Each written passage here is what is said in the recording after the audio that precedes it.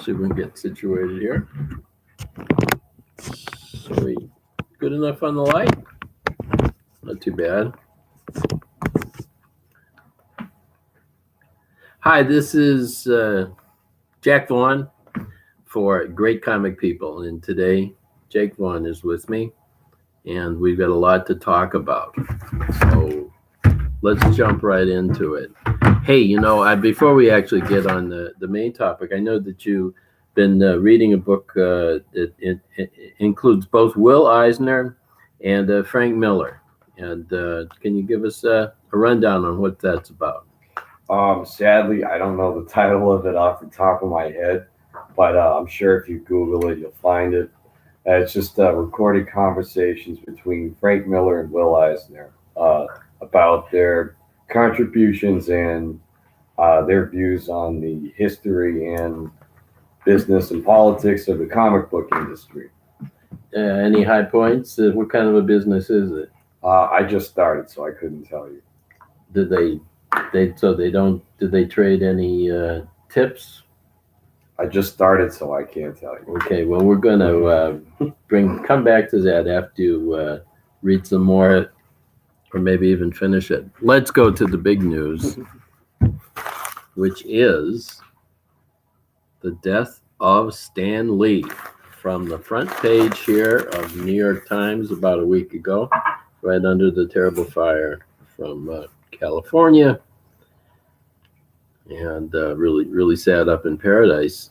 So it goes. He spun tales of great power into pop culture, and it goes on to say the originally named Lieber, Stanley Lieber, grew up on the East Side and was behind Spider-Man, Iron Man, the Hulk, the X-Men, Thor, and not without controversy either, because worked with such greats as Steve Ditko, John Buscema, John Romita Sr., Don Heck, Steve Ditko. Um, did we say just to Jack name a Kirby? few. Jack Kirby. Okay, I forget that.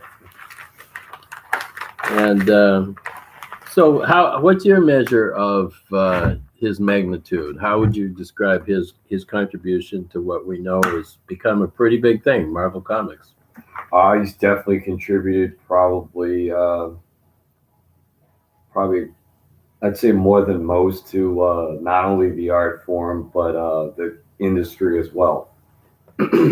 And he was a writer. Did he forge characters? He was not a actual He was more of an illustrator. editor, if anything. Um, he co-wrote some of the stories. Some of the stories were ghost written. Some of them had already been drawn, and he went back over them with the dialogue. Um, I'd say he was a co-creator, and that's kind of where a lot of people's problems with him lie. Is that he more or less took it. You could say to some extent took most of the credit for the characters and that are in Marvel.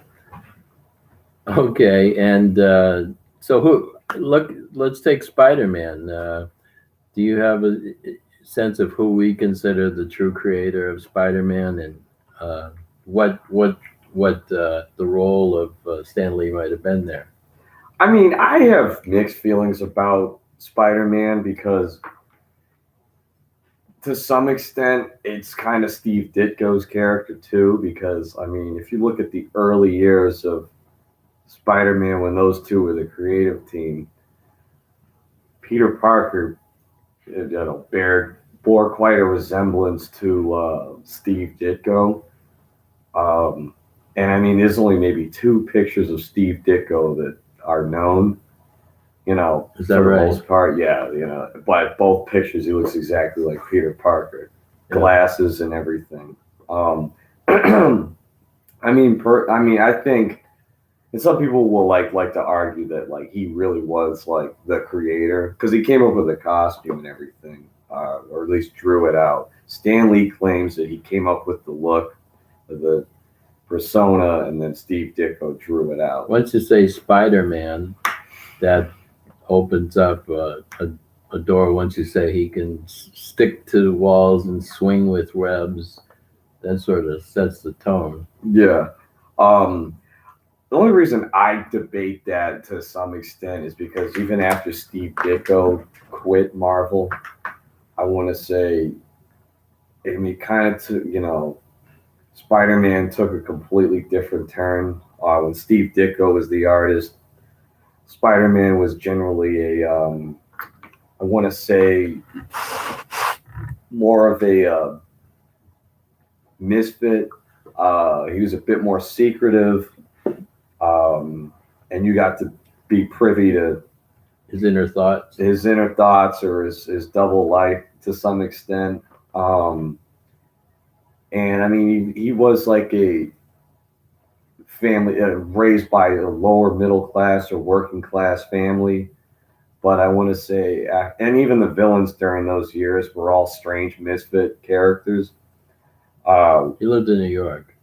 Yeah, he's from Queens or something. Forest Hills. Spider-Man? Yeah, he's from Forest Hills. Yeah, if he's from like Run DMC. When I lived in Manhattan, we didn't consider neighborhood. that New York. Yeah. Let me do this because when I was a boy, they used to have the comics on Sunday on TV. And what they would do is they would just read them. But this is from the Times. We'll just run it past here. We have the Avengers, the X-Men, the Silver Surfer, Hulk, Black Panther, and Suspense and Loom. Can you show us the Black Panther shirt you're wearing today, which I think is pretty out of sight? But yeah, Kirby, you got to say the comics is a visual medium. So maybe he brought together good artists. He started out very early in the comic business, and but what the Times says here is that he was known for imbuing characters with self-doubts and neuroses, those of average people, as well as an awareness of trends and social causes, which I know DC, which is what I read, didn't have any idea of anything that was going on in the world. Yeah, it became more like that in the 70s with DC. Yeah, well, I finished reading comics around 1971 or 70. Yeah, it was definitely started picking up, and it was mostly with like Green Arrow and Green Lantern. They started bringing in more. But Marvel had already done that first. It's like when Jack Kirby started doing stuff with them, he kind of brought that element. They say the Green Arrow, which was DC, had some of these neuroses, and that the Marvel guys saw that and ran with it. Sidekick was a junkie and stuff. But aside from him, I was going to come back to Spider-Man. Please. Let's say after Steve Ditko left and John Romita Sr. took over, when he's just John Romita at the time, he took over. That's when it took on a whole nother life.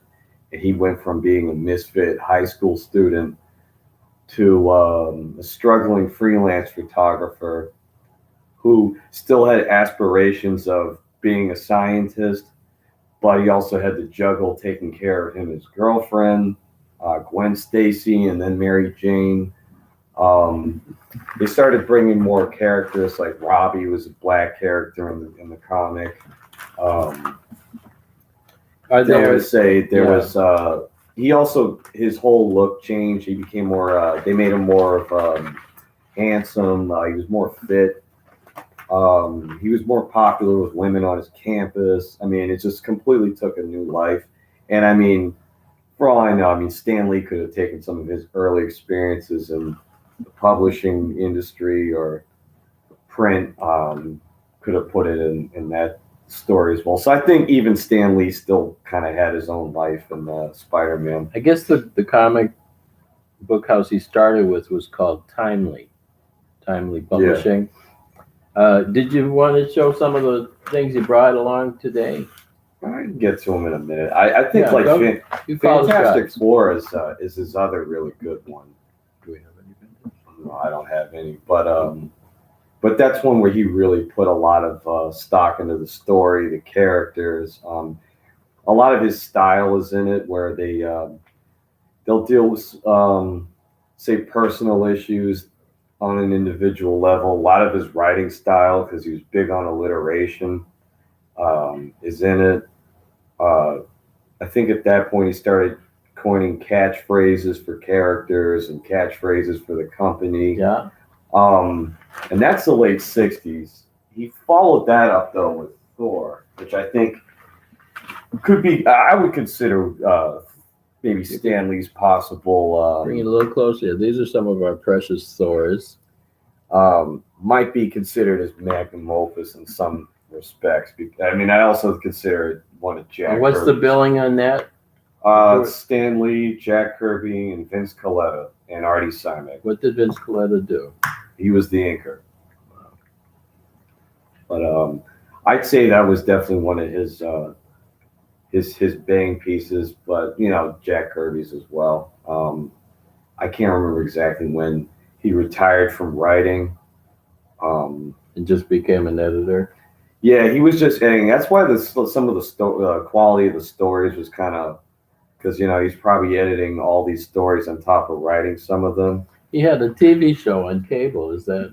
Yeah, I mean that's when he started really becoming kind of like the businessman that he's known as. I mean, the guy turned himself into like Mickey Mouse, so to speak. He was a character. Yeah, he had his own show. He put out albums, like recordings and stuff like that. He narrated the TV shows. That must have been a big deal for kids. Huh? He narrated many shows. They had a brief run where it was, I don't know the style of animation, but they did it with Johnny Quest. And he had his own with the Marvel characters. Let's move a little closer. Did he... he was friends with Hugh Hefner. Well, because they were both publishers in the 60s. Yeah. I think Hugh Hefner had planned on... Could talk about problems getting on the newsstands and so forth. I had a thought there, but anything else you brought that you have with us? I just said some old Spider-Man. It's a chance to... I think the really nice thing about Spider-Man is... Yes. It's Amazing 15. Or Amazing Fantasy number 15, this first appearance. Okay, pretty good. That's the first appearance? Yeah. I think it was, definitely one of the best comic stories ever written. It's a lot of words. Say, in under 10 pages, he told a whole origin story that set up possible series in the long run. Yeah, it's definitely one of the best first issues. So what is, of course, will he be remembered? I wonder if Jack Kirby will end up being the guy that people remember 100 years from now. That is the thing with a lot of people. Because Stan Lee was good at, as a self-promoter. He always kind of went down as more in people's minds because he was probably more out there. He used the show as a way to showcase the artist. He referred to all the people who wrote there as the bullpen. Kind of derogatory in a way, huh? He coined the phrase Excelsior for Marvel. He can't call his fans true believers. I mean, he really kind of built like, an organization, an affinity with the audience. An affinity with the audience. And which, I mean, no one else was really doing because they were, knocking out, who knows, at least 60 plus pages a month, on deadline. So he had probably more of the time to promote it. In 1995, when Kevin Smith made Mallrats, he had Stan Lee making a cameo as, this fatherly figure that gives advice to Jason Lee's character. And in the movie specifically, Jason Lee says, well, you're the creator of all the greats. And he goes through them all and what have you.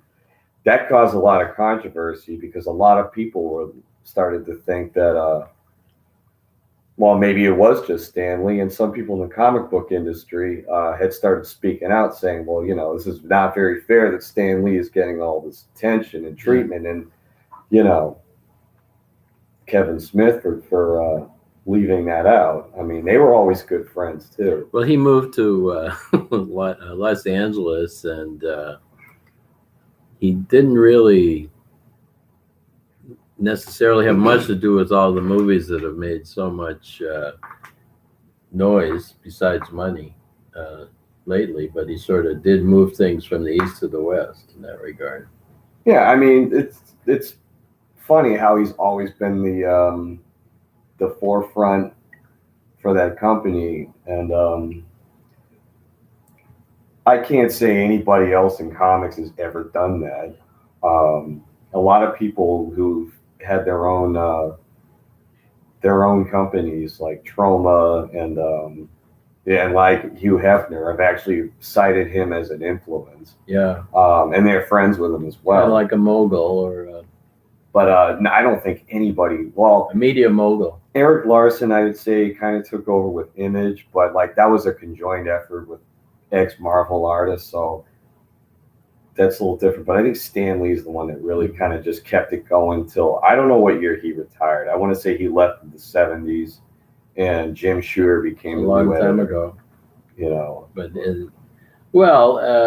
certainly built something out of nothing with a tremendous team. Yeah, he'd been doing it for at least 10, 20 years before it ever took off. Yeah. Maybe 40s, and then by maybe 64, I think he even had claimed he was thinking about getting out of the business before he just, brought more people on. Yeah. So any last thoughts or additional comments? R.I.P. Stanley. Okay. We'll see you next time. Glad you could be with us. Jacob, thanks for joining us. And for Jake and me, looking forward to another great comic people event episode here on YouTube. And we will, today we're sponsored by Coca-Cola. Things go better with Coca-Cola. And I guess I'll leave it at that. But hopefully next time it'll be a living person we can talk about. We should try and pick out somebody before they leave terra firma. Thanks all, and good day.